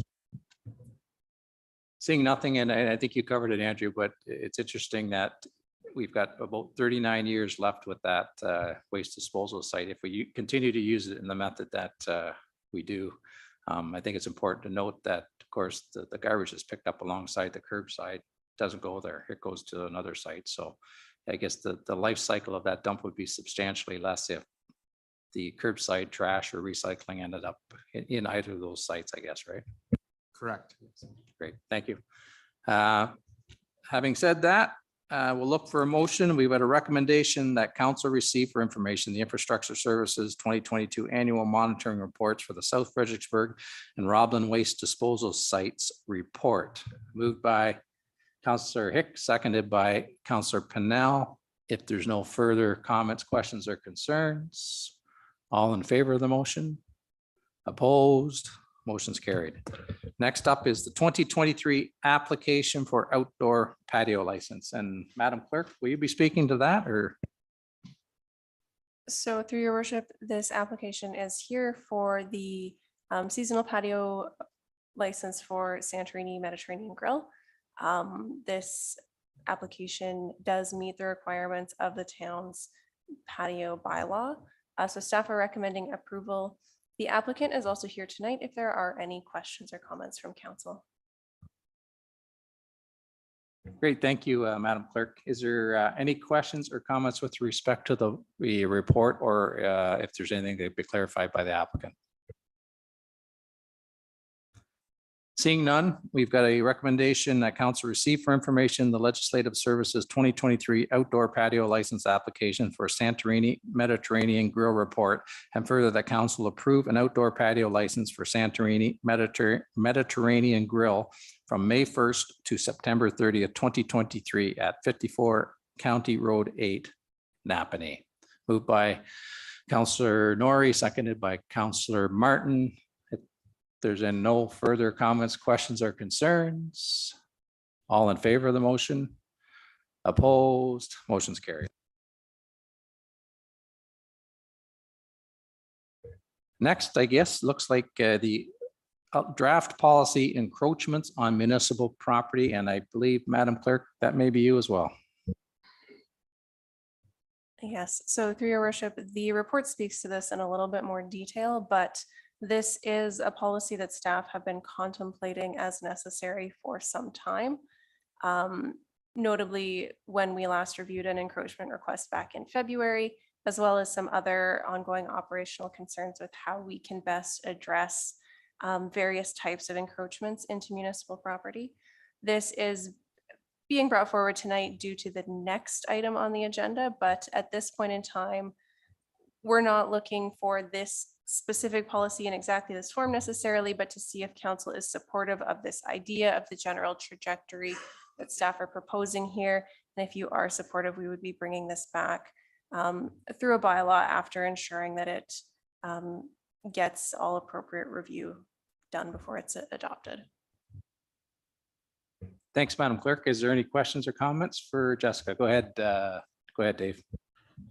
Thank you, Worship. To Madam Clerk, I really like the way that it's laid out.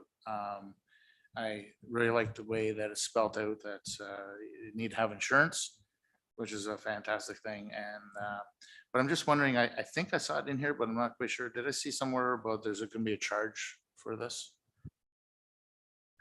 Yes, so through your worship, there's proposed to be an application fee that covers the staff time that goes into processing these.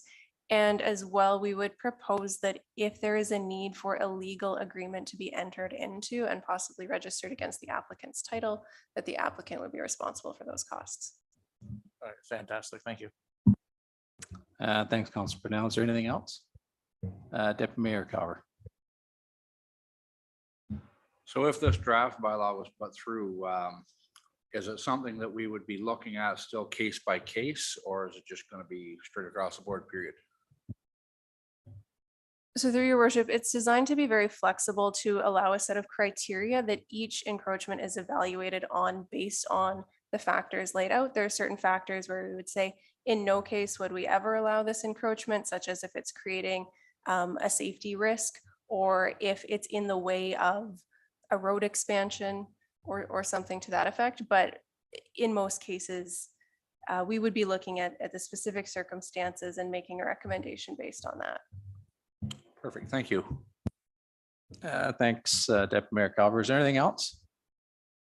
Seeing nothing, I just want to compliment staff. It's refreshing that when we identify or see maybe deficiencies with respect to our policies or our bylaws or anything like that, it's refreshing to see that we fill that void very, very quickly. So thanks, Jessica. We've got a recommendation that, sorry. Through your worship, I just did want to say this was definitely a group effort on this one, so I can't take all the credit on it. Yeah, and I know that it usually is. So thank you, staff. Staff recommendation that council receive for information the legislative services draft policy encroachments on municipal property report, and further that council direct staff to proceed with drafting a bylaw to implement a policy to regulate encroachments on the municipal properties as presented at this meeting. Moved by Councillor Pennell, seconded by Councillor Hicks. If there's no further comments, questions, or concerns, all in favor of the motion? Opposed? Motion's carried. 11.5, request for encroachment agreement, unopened road allowance off County Road 11. And I apologize, but Madam Clerk, we're going to go back to you again.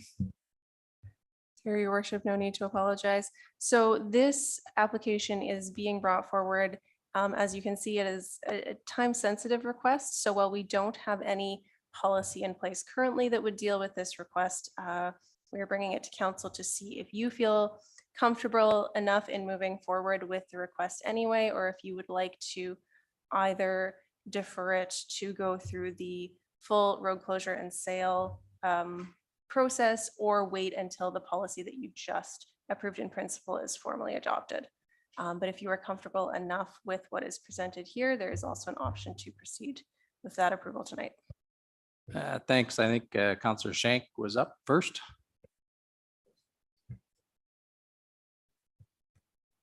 Here's an unopened road allowance and the farmer wants to drain his field.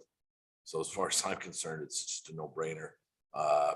Let the farmer put his tile drainage through it so he can drain the farm. It's only going to improve it. It's not like it's an active road. So it's an unopened road allowance. So there we go. I move the motion. Our staff recommendation, I'm guessing then Councillor Shank. Do we have a seconder for the staff recommendation with Deputy Mayor Calver? Staff recommendation, and it's quite a long one, but I think we all see it within our agenda. And if everybody understands it, I can read it. If not, all in favor of the vote or the motion, sorry. Go ahead, Councillor Pennell. Before we go to the vote, go ahead. Thank you, Worship.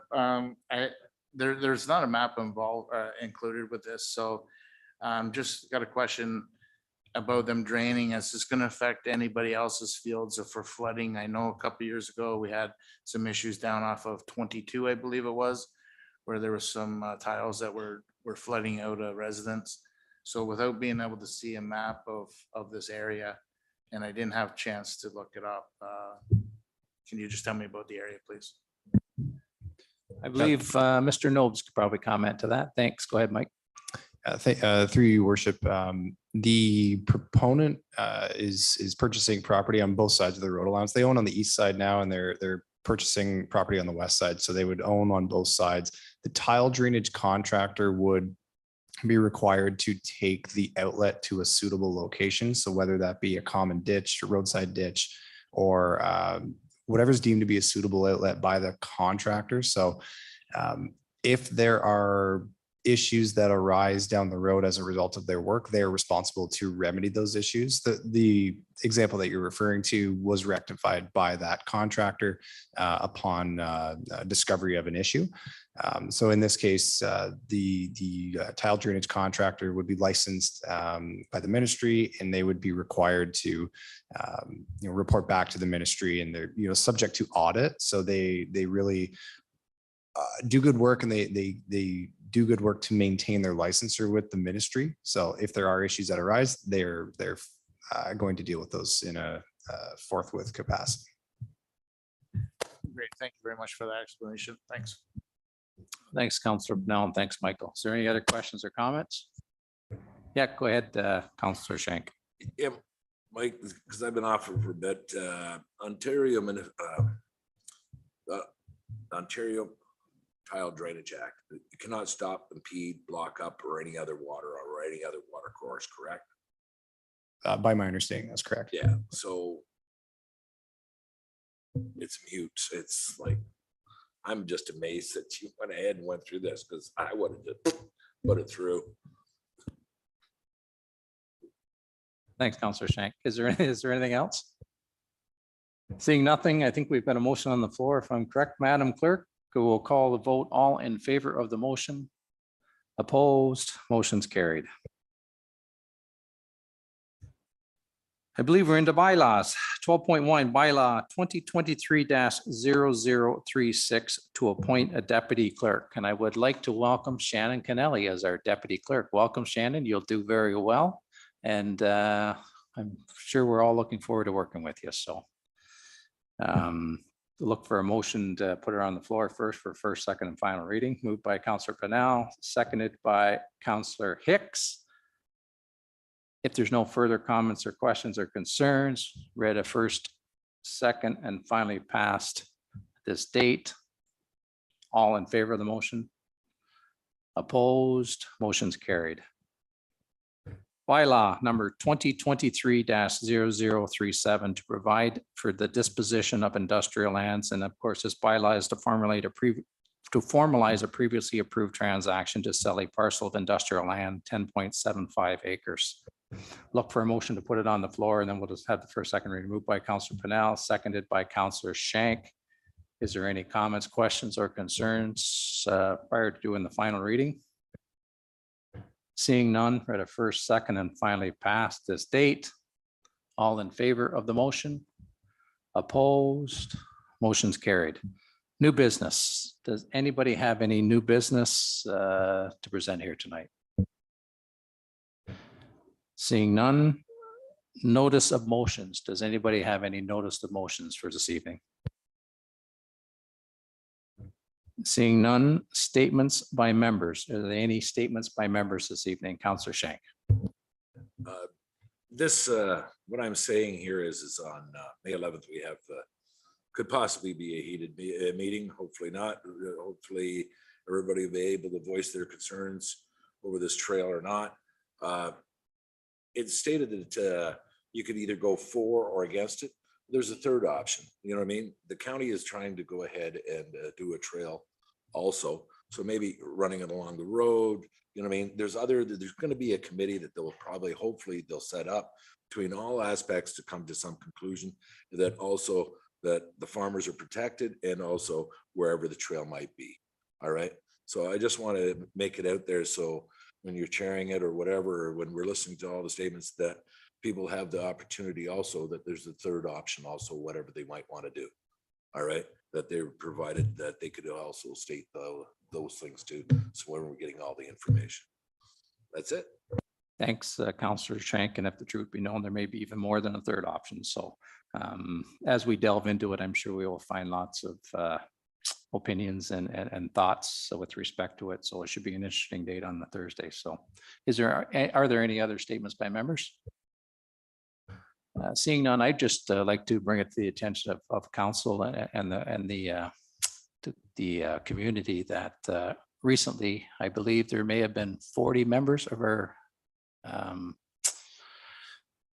volunteer fire department that joined the Royal Canadian Legion in Napanee. So I would just like to thank those members that did that. They've joined a group that is a very good cause, and pass our thanks on to the chief with respect to that. I don't know if chief, if you've got anything else to say, but if you could pass that on, it'd be greatly appreciated. Through your worship, thank you, the brave men and women of our fire service, both career and paid on call. Saw the need in the dwindling membership, not only here at branch 137, but across the province and country, and stepped up. And we have our new recruits will be also registered within the next week. Great. Great. Thank you, Chief. If there's nothing else, CAO remarks, Mr. Pinson. Thank you, Worship. Just quickly, our numbers have swelled over the last while. We have 22 new students working with us, so you'll see them out and about. Interesting to note, 12 students are returning from last year. All of these students are from within the area, and we've got folks doing everything from biomedical engineering to behavior science to criminology and business. So I don't know where they're coming from, but they're all going back to school next year, and they're a welcome addition to staff.